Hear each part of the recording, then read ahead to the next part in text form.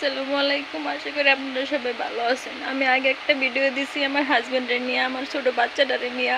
আমরা খুব সমস্যার মধ্যে আছি। আপনারা ফোন দিয়ে শুধু আজেবাজে কথা বলেন।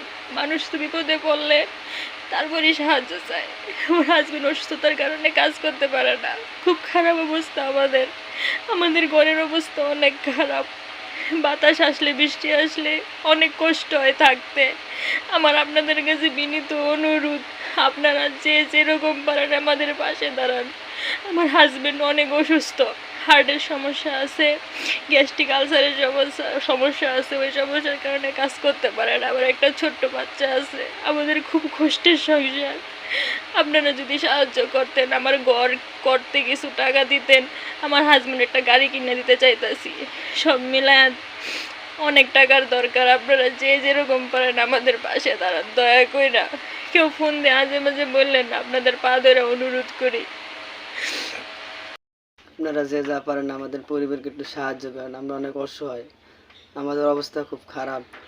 এদিকে আমি মাটি কাটার কাজ করি, এখন বৃষ্টি হইতেছে, এখন আর কাজ হয় না। আপনারা যেভাবে পারেন একটু সাহায্য করেন, আমাদের পাশে দাঁড়ান। আপনারা একটু সাহায্য করেন। আপনাদের হাত পা ধরে আমি দয়া করে সাহায্য করেন। মানুষের আসল সৌন্দর্য তার হৃদয়ে। অন্যের জন্য কিছু করতে পারার মাধ্যমেই জীবনের প্রকৃত সুখ লুকিয়ে আছে।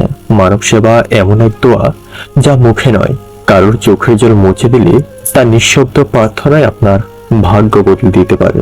আমরা আগেও ডিপি বাংলা নিউজের মাধ্যমে একটি ভিডিও করে সাহায্য চেয়েছি, তবে সবাই কল দিচ্ছে কিন্তু আর সাহায্য করে না, বরং আজেবাজে কথা বলছে। আমরা মধ্যবিত্ত, এটাই কি আমাদের পাপ?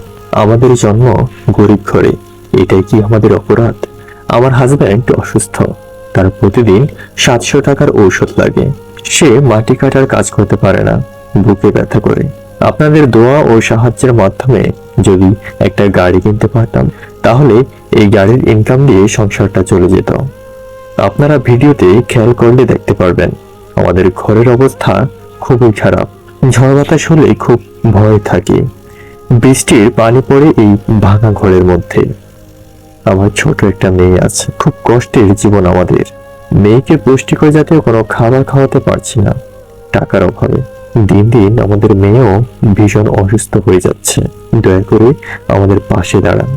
যারা দেশ ও দেশের বাইরে থাকেন, তারা যদি একটু এগিয়ে আসেন, তাহলে হয়তো আমাদের কষ্ট একটু দূর হবে।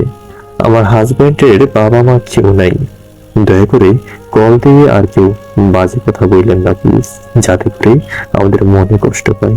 ঘর আর গাড়ি কিনতে আর চিকিৎসা করতে 2,50,000 টাকার মতো প্রয়োজন।